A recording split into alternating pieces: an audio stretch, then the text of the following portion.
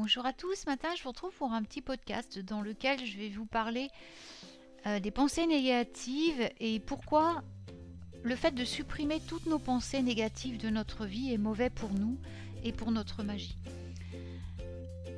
Alors il y a une idée plutôt insidieuse qui flotte autour des communautés spirituelles, du New Age, de la magie, de la sorcellerie, qui ne vous rend à vous et à votre magie absolument aucune faveur.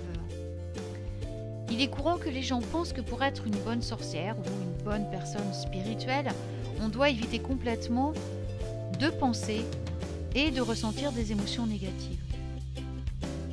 La logique derrière cette idée est valable.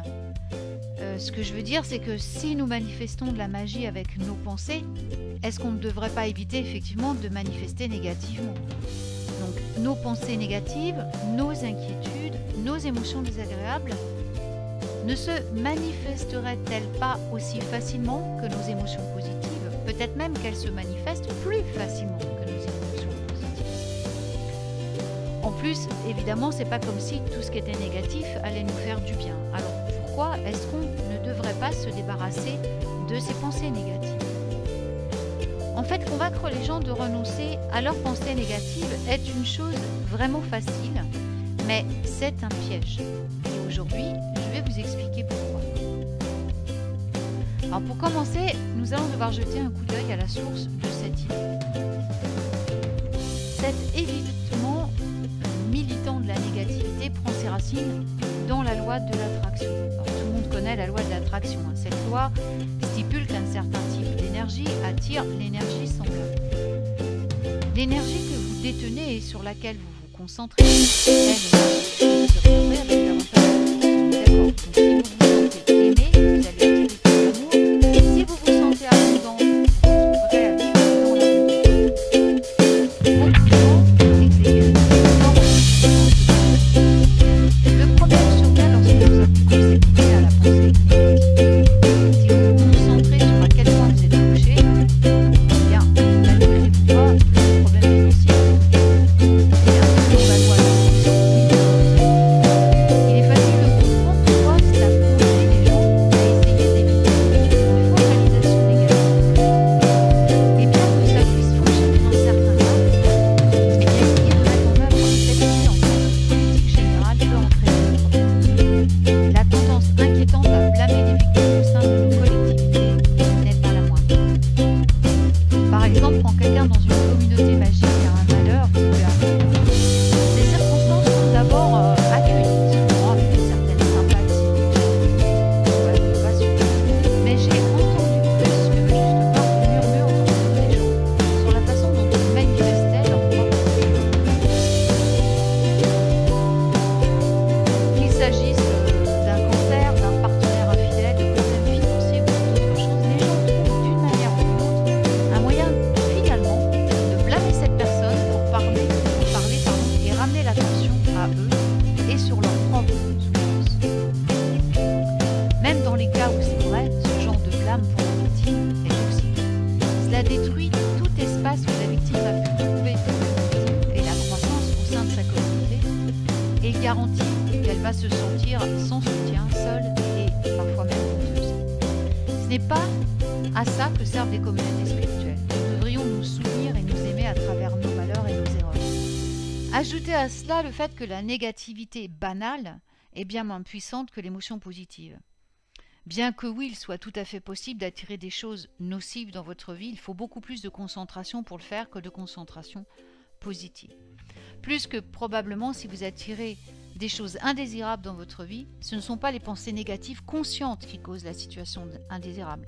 Ce sont plutôt les croyances que vous avez dans votre subconscient et qui présentent une quantité d'énergie beaucoup plus grande sans même que vous en soyez conscient. Dans la poursuite de la réécriture de ces croyances, vos pensées négatives sont en fait des indices qui vous aident à découvrir ces schémas inconscients. Donc même si nous ignorons le fait que ce concept va provoquer la discorde dans nos communautés, essayer de se débarrasser de vos schémas de pensée négatifs peut en fait faire exactement le contraire de ce que vous avez l'intention de faire. Pourquoi ? Parce que quand vous résistez à quelque chose, vous lui donnez de l'énergie. Le simple fait d'essayer de vous débarrasser des pensées et émotions négatives donne à ces pensées et émotions encore plus de pouvoir. En fait, vous ne faites qu'alimenter le feu en concentrant votre attention sur le fait d'essayer de ne jamais être négatif. Rappelez-vous l'exemple que je viens de vous donner où nous avons discuté du fait que se concentrer sur le fait d'être fauché ne ferait qu'entraîner plus de problèmes financiers. La même règle s'applique ici. Si vous vous concentrez constamment sur combien vous essayez de ne pas être négatif, vous allez seulement encore vous retrouver à être des pensées de plus en plus négatives. Et comme si ça ne suffit pas, nous ne pouvons littéralement pas nous débarrasser de toutes les pensées négatives. Ce n'est tout simplement pas possible. Vous menez donc une bataille contre votre propre nature de base et lorsque vous faites ça, vous perdrez toujours. En plus, la pensée négative est en fait une bonne chose dans de nombreux cas. D'abord, les pensées négatives vous alertent sur vos propres émotions, sur vos blocages énergétiques qui vous empêchent d'obtenir ce que vous voulez. J'en ai parlé un peu avant, mais ça mérite d'être répété. Vos pensées négatives sont un moyen pour votre subconscient et votre corps de communiquer avec vous. Essayer de s'en débarrasser, c'est comme mettre un morceau de ruban adhésif sur un voyant clignotant, vérifier le moteur de votre voiture. Ça fait absolument rien pour résoudre le problème sous-jacent et ça permet seulement au problème de continuer à s'aggraver sans contrôle pendant que vous continuez à mettre la tête dans le sable. Finalement, cette petite lumière qui clignote va se transformer en une fusion mécanique totale et va vous laisser bloqué ou écrasé dans un fossé ou pire encore. Au lieu de ça, vous devez considérer votre pensée négative comme une source précieuse d'informations sur le fonctionnement interne de votre subconscient. Tenez un journal sur ces pensées, essayez d'en décrire la cause profonde et rappelez-vous que toutes les pensées négatives essaient de vous protéger de quelque chose. Que ce soit de votre mauvaise image corporelle, essayant à tort de vous protéger du rejet ou alors votre anxiété qui essaie de vous protéger des dangers, bien ces pensées, elles existent pour une raison. Et cette raison, c'est presque toujours la protection. Essayez d'identifier de quoi vos pensées vous protègent et vous obtenez un aperçu énorme de ce qui se passe dans votre subconscient. Ensuite, embrasser les pensées négatives signifie que vous êtes plus pleinement authentique envers vous-même. Et ainsi, vous embrassez votre propre pouvoir. En tant que sorcière, nous sommes ici pour prendre le contrôle de nos expériences et créer la vie que nous voulons. Pour ce faire, nous devons nous familiariser avec notre être le plus authentique, retirer les masques que le monde nous demande de porter et découvrir qui nous sommes vraiment, afin de savoir exactement ce qui nous rendra vraiment heureux. Les pensées négatives font partie de qui vous êtes. Vous ne les aimez peut-être pas beaucoup, mais accepter et apprendre à travailler avec elles est primordial si jamais vous voulez voir votre moi authentique et atteindre votre plein potentiel en tant que sorcière. Revendiquer la pleine propriété de vous-même est l'une des choses les plus puissantes que vous puissiez faire en tant que sorcière. Arrêtez de rejeter cette partie de vous-même parce que le monde l'a qualifiée de mauvaise et utilisez-la au contraire à votre avantage. Ensuite, les pensées et les sentiments négatifs sont une feuille de route vers votre vie idéale. Pourquoi ? Parce que la pensée négative est toujours une réaction à ce qui n'est pas souhaité. Bien que cela puisse être inconfortable sur le moment, c'est en fait un outil extrêmement utile. Nous ne pouvons pas savoir ce que nous voulons, forcément. Et nous ne pouvons savoir ce que nous voulons qu'en identifier les choses que nous ne voulons pas. De cette façon, la pensée négative donne une enseigne lumineuse, nous orientant dans la direction de nos désirs les plus vrais.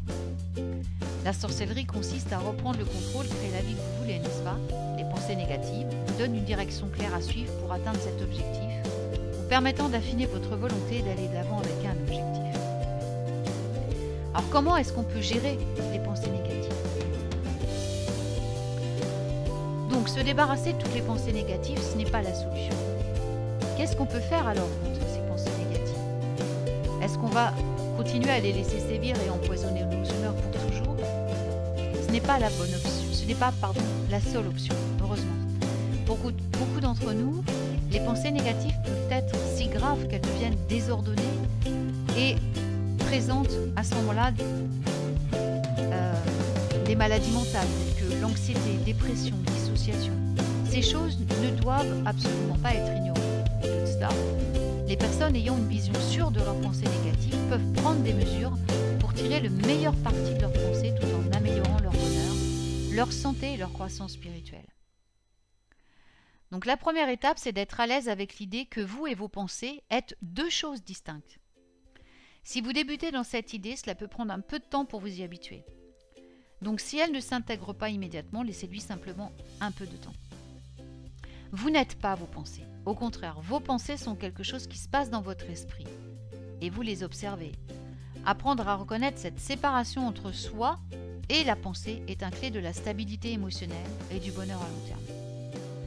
La méditation de pleine conscience est extrêmement utile pour apprendre à reconnaître cette double nature en soi. Pour pratiquer la méditation de pleine conscience, il vous faut trouver un espace calme et quelques minutes pour méditer. Asseyez-vous, concentrez-vous sur la respiration et des pensées vont forcément surgir dans votre esprit pendant que vous faites ça. Ok ? Donc tout ce que vous avez à faire, c'est de vous détacher lorsque vous remarquez que vous êtes distrait par la pensée et de vous concentrer à nouveau sur la respiration. Vous n'avez pas à forcer la pensée de votre tête. Concentrez simplement votre attention sur votre respiration. Lorsque vous commencez par des sessions très courtes, aussi peu que 1 à 3 minutes. Au fur et à mesure que vous progressez et que vous améliorez dans la séparation de votre concentration et de vos pensées, vous pouvez prolonger la durée pendant laquelle vous pratiquez cette méditation. Et n'oubliez pas, c'est une pratique. Si vous sentez que vous n'êtes pas très doué pour ça, ne vous en faites pas. En pratiquant ceci, vous allez vous rendre compte que vos pensées sont totalement dissociées de votre essence. Que vous n'êtes pas ce que vous pensez. La deuxième étape, c'est de reconnaître que vos sentiments sont valables, mais qu'être valables ne les rend pas vrais. Rappelez-vous que, comme je l'ai dit, toutes vos pensées négatives essaient de vous protéger de quelque chose. Eh bien, c'est vrai, et vous devriez les apprécier pour ça. Elles remplissent une fonction vitale conçue pour vous maintenir en vie. Cela dit, peu importe à quel point ces pensées sont bien intentionnées, cela ne les rend pas nécessairement vraies. Reconnaître que vos pensées négatives sont valables tout en étant critiques quant à leur véracité vous donne un contrôle incroyable. Par exemple, vous pouvez vous rendre compte que votre subconscient va essayer de vous protéger de la douleur d'un échec en vous faisant passer un test d'anxiété. Ça ne veut pas dire que cette peur est bien fondée. Prenez un moment pour dissiper cette peur, regardez combien de travail vous mettez dans vos études, rappelez-vous des tests que vous avez bien réussis et réalisez que dans le grand schéma des choses, un test n'est pas la fin du monde. Remerciez la pensée négative d'avoir essayé de vous protéger, puis allez repasser votre examen ou l'épreuve que vous deviez passer ou le test que vous deviez passer. L'étape 3 est d'utiliser ces pensées pour entrer en contact avec ce qui se passe dans votre subconscient. Les pensées négatives sont une bouée de sauvetage directe pour votre subconscient. Vous pouvez utiliser ces pensées pour vous montrer ce que fait vraiment votre subconscient. Par exemple, si vous luttez contre un discours intérieur négatif, votre subconscient peut essayer de s'assurer que vous corrigez les défauts perçus afin de ne pas risquer le rejet de ceux qui vous entourent. Cela vous indique que votre subconscient considère le rejet comme une menace pour votre survie. Vous avez maintenant l'occasion de creuser dans cette perception et de découvrir ce qui a poussé votre esprit à devenir obsédé par cette menace. Donc vous pouvez regarder des événements qui pourraient vous avoir fait peur du rejet, comme des parents mécontents parfois contre vous suivant ce que vous faisiez, des partenaires exprimant de l'aversion pour quelque chose à votre sujet, la façon dont votre patron vous traite ou traite votre travail, etc. Les pensées négatives ne doivent pas nécessairement être quelque chose que vous endurez ou que vous faites de votre mieux pour rejeter. Elles peuvent être un outil utile dans votre quête d'un contrôle magique sur votre vie, votre bonheur, votre croissance. Vous devez simplement être prêt à travailler avec elles et être plus gentil avec vous-même dans ce processus. Eh bien, j'espère que ce podcast vous sera utile et que vous allez pouvoir un petit peu mieux comprendre le rôle de la pensée négative. Eh bien, je vous souhaite une très très belle journée à tous et je vous retrouve très vite pour un nouveau podcast magique. Prenez soin de vous.